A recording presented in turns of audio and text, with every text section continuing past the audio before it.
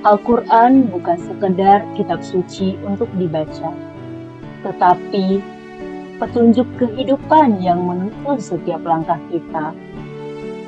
Di tengah derasnya arus zaman dan tantangan kehidupan modern, ajaran Al-Quran tetap relevan dan dibutuhkan. Lalu bagaimana generasi muda hari ini memahami dan mengamalkan dalam kehidupan sehari-hari? Mari kita telusuri lebih dalam bagaimana Al-Quran dapat menjadi cahaya yang menerangi perilaku, pilihan, dan arah hidup kita sehari-hari. Mari kita dengarkan beberapa pendapat dari para narasumber yang sudah kita kumpulkan tentang memahami konsep Al-Quran dan implementasinya dalam kehidupan kita.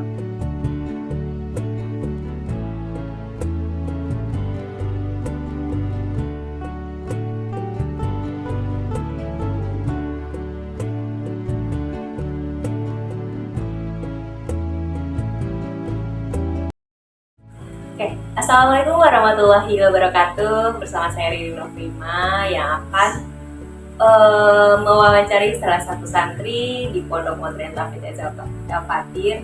Di sini saya sudah bersama Kak Adi Danuha, salah satu santriwati di pondok ini yang sudah menghafal Al-Quran hampir 30 juz.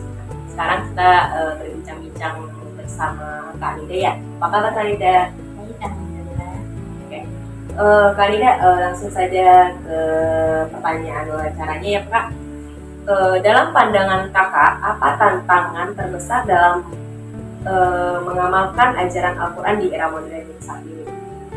Terutama pada generasi muda, kan kakak sekarang lagi menghafal Al-Quran nih. Apa sih tantangan terbesar dalam penghafalan gitu? Menurut saya, tantangan terbesar dalam menghafal itu salah satunya gadget. Gadget itu tuh benar-benar bikin kita terus bersalah fokuskan. Biasanya anak-anak muda sekarang lebih membaca TikTok yang joget-joget keharuan.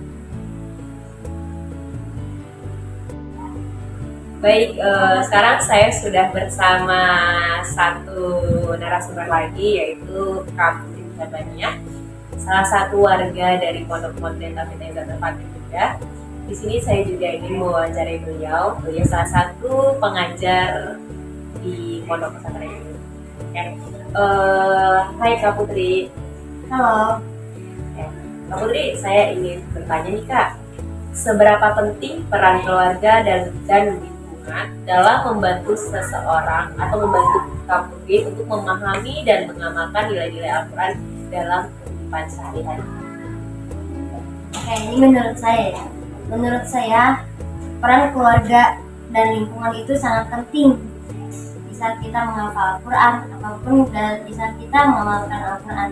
Karena keluarga dan lingkungan itu ya madrasah pertama, madrasahnya benar-benar madrasah ula gitu ya. Jadi biar kita bisa kebiasaan menghafal Al-Quran, bisa kebiasaan mengamalkan Al-Quran. Jadi sangat penting keluarga dan lingkungan itu di sekitar kita.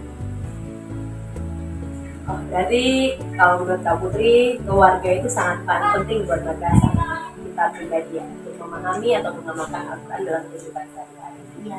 Nah, Kak Putri, kalau Al-Quran menurut Kak Putri buat diri Kak Putri sendiri, ada nggak keajaiban atau salah satu ketenangan saat membaca?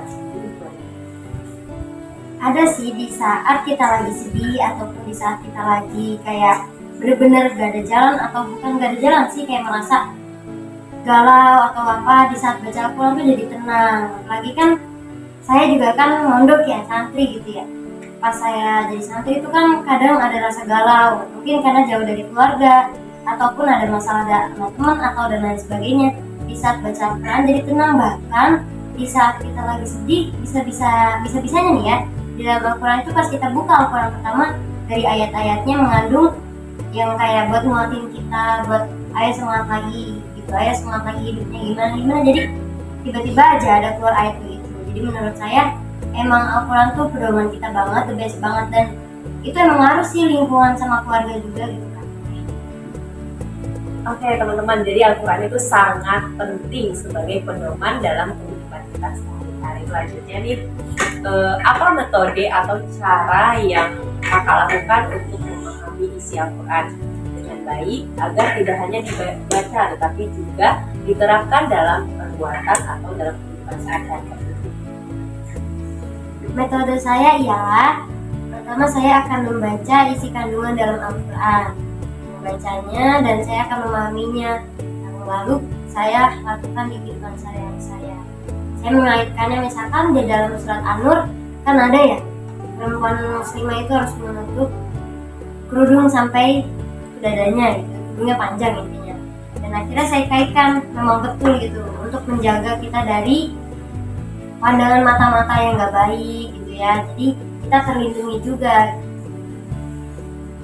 Berarti salah satunya menjaga aurat ya Kak Putri. Oke. Jadi itu cara dari Kak Putri untuk memahami isi Al-Quran dengan baik. Dalam surat An-Nur. Oke. Terima kasih Kak Putri. Kasih kembali. Nah, sepatut. Baik, kali ini sepatut. Baik, kali ini saya sudah bersama narasumber berikutnya, yaitu Kak Syafa, salah satu santri di Pondok Modern Tafid Aizat Al-Fatir ini yang sudah hafiz 30 juz. Nah, di sini Kak Syafa saya ingin bertanya kepada Kak Syafa tentang bagaimana Kak Syafa memahami Al-Quran sebagai pedoman hidup dalam kehidupan sehari-hari dan memberikan satu contoh dalam kehidupan sehari-hari Kak Syafa. Baik, saya memaknai Al-Quran sebagai petunjuk utama dalam bersikap dan mengambil keputusan. Contohnya, di pengalaman pribadi saya, ketika saya ingin menghadapi ujian sekolah, saya berusaha untuk tetap jujur dan tidak menyontek, karena saya percaya pada ajaran Al-Quran tentang kejujuran dan rezeki yang halal. Quran Surat Al-Baqarah ayat 42, yang artinya, dan janganlah kamu mencampur adukan yang benar dengan yang batil, dan janganlah kamu menyembunyikan kebenaran sedang kamu mengetahuinya. Ini membantu saya lebih tenang dan percaya diri.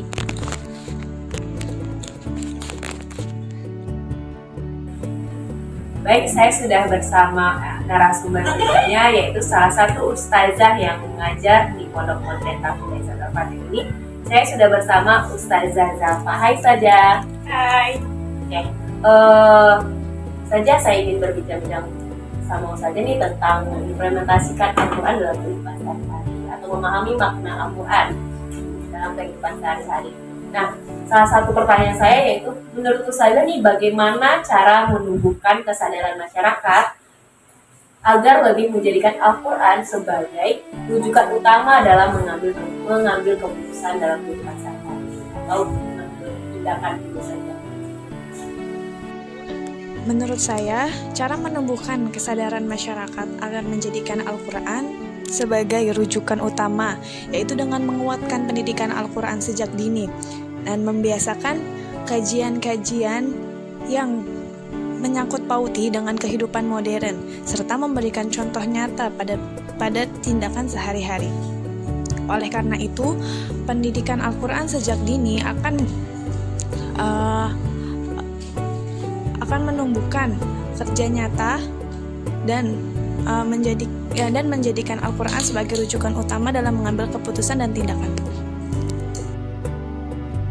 Dari beberapa narasumber dapat kita simpulkan,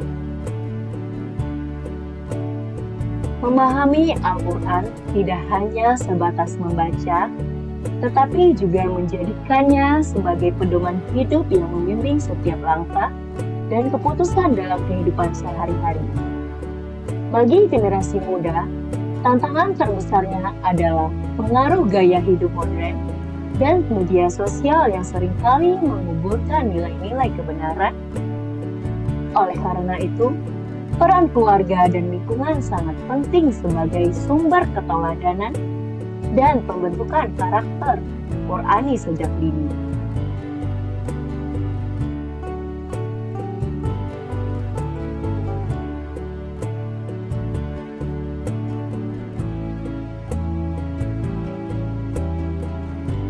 Pemahaman yang baik bisa dibangun melalui membaca terjemahan, mempelajari tafsir, dan mengikuti kajian.